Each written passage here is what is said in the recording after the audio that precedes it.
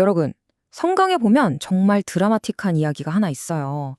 한 나라의 위대한 영웅이 그것도 적진 한가운데서 갑자기 미친 척을 해야만 했다는 건데요. 오늘은 바로 이 이야기에 숨겨진 놀라운 전략, 그리고 여기서 영감을 받은 시편 34편의 진짜 의미를 한번 파헤쳐 보려고 합니다. 아니, 도대체 왜 그랬을까요? 이 질문이 바로 시편 34편을 이해하는 열쇠, 뭐랄까, 핵심 퍼즐 같은 건데요. 이게 그냥 절멍에 빠진 사람의 이야기가 아니라는 거죠. 오늘 우리가 함께 볼 자료를 보면요. 여기엔 정말 치밀하고 수준 높은 전략이 숨어 있었다고 합니다. 자, 이야기의 시작은 이렇습니다. 주인공은 바로 다윗. 근데 상황이 정말 안 좋아요. 자기 왕인 사울에게 쫓기는 신세가 돼서 결국 어디로 도망치냐면요. 이스라엘의 숙적, 가드의 아기스 왕한테로 갑니다. 정말 아이러니하죠? 그래서 어떻게든 살아남으려고 성문에서 막 침을 질질 흘리고 문짝을 긁으면서 완전히 미친 사람처럼 행동해요. 결국 왕이 보고는 저런 미치광이는 필요 없다면서 내쫓죠. 그런데 말이죠. 오늘 우리가 살펴볼 분석에 따르면 이게 그냥 살기 위한 발악이 아니었다는 겁니다.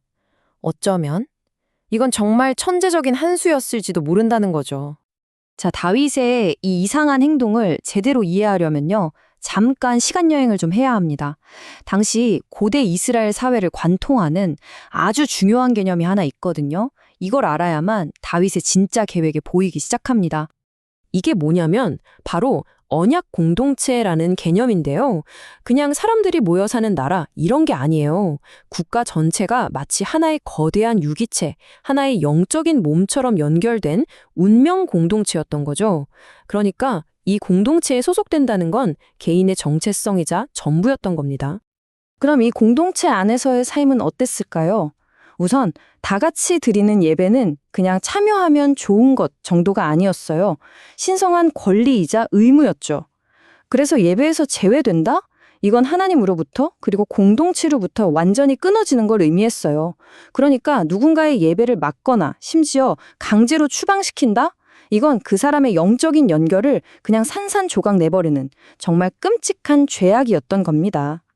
한 사람 한 사람의 생명이 왜 중요했냐고요? 바로 그가 하나님의 나라, 이 공동체의 일원이었기 때문이에요. 결국 추방은 영적인 사형선고나 마찬가지였던 거죠.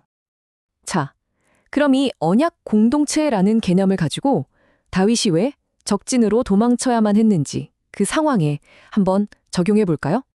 사울 왕이 다윗을 쫓아낸 건 그냥 개인적인 질투나 권력 다툼 그 이상이었던 거예요. 이건 바로 언약 공동체 자체를 공격하는 행위였던 거죠. 왜냐하면 하나님이 선택한 다윗을 공동체 밖으로 내쫓는다는 건 말 그대로 나라의 영적인 구조를 찢어버리고 하나님의 권위에 정면으로 도전하는 거나 마찬가지였으니까요. 자, 이제 언약 공동체라는 렌즈를 장착하고 다윗의 이야기로 다시 돌아와 보겠습니다. 이렇게 보니까 적진에서 미친 척했던 다윗의 그 이상한 행동이 완전히 다르게 보이기 시작하지 않나요? 여기서 두 왕의 생각이 정말 극명하게 갈리는 거예요. 사울을 보세요. 자기 라이벌 하나 없애겠다고 공동체 전체를 망가뜨리는 것도 신경 안 썼죠. 그런데 다윗은 어땠나요? 자기는 그 공동체에서 억울하게 쫓겨난 신세잖아요. 그런데도 심지어 그런 상황에서도 공동체를 지키려고 했다는 겁니다. 정말 놀랍지 않나요? 자료는 다윗이 일부러 가드를 선택했다고 말합니다. 왜 하필 거기였을까요? 이게 바로 고도의 전략이었다는 거예요.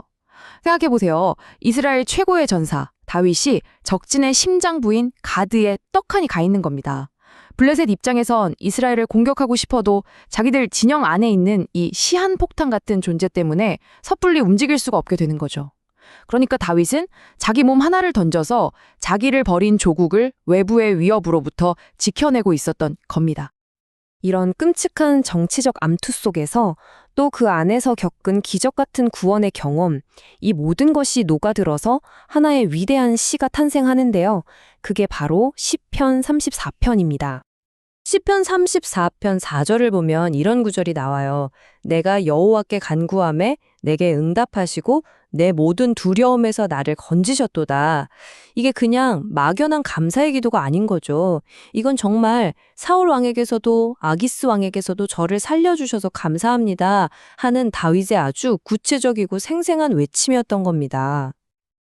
그리고 이 시편은요, 우리가 흔히 쓰는 의인이라는 단어에 아주 깊은 의미를 더해줘요. 자료에 따르면 여기서 말하는 의인은 그냥 착한 사람, 도덕적인 사람이 아니에요. 정말 극심한 고통 속에서도 어떻게든 언약 공동체를 이해하고 지켜내려고 했던 사람, 바로 다윗 자기 자신 같은 사람을 말하는 거죠. 시편은 이렇게 말해요. 의인은 고난이 많지만 여호와께서 그 모든 고난에서 건지신다. 하지만 악은 악인을 죽일 것이다. 여기서 다윗의 생존과 사울의 비극적인 마지막이 선명하게 대비되는 거죠. 사울은 결국 스스로 공동체를 파괴하려 했던 그 행동 때문에 무너졌다는 걸 보여주는 겁니다. 자, 그럼 이 수천 년 전 이야기가 오늘을 사는 우리에게 대체 무슨 의미가 있을까요? 이 분석은 단순히 옛날에 이런 일이 있었다에서 끝나지 않아요.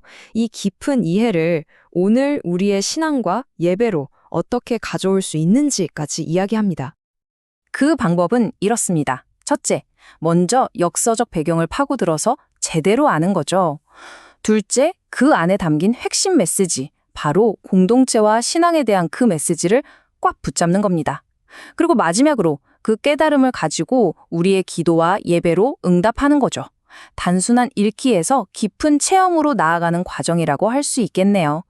결국 이 모든 분석은 우리에게 하나의 질문을 던지는 것 같아요. 고대 문서 이면에 숨겨진 왜를 이해하는 것이 오늘 우리가 그 글을 읽는 방식을 어떻게 바꿀 수 있을까? 그냥 익숙하게 읽던 시 한 편이 그 배경을 알고 나니 얼마나 깊이 있는 신앙과 놀라운 전략, 그리고 공동체의 힘에 대한 이야기로 새롭게 태어나는지, 정말 문맥을 아는 것이 모든 것을 바꾸는 것 같습니다.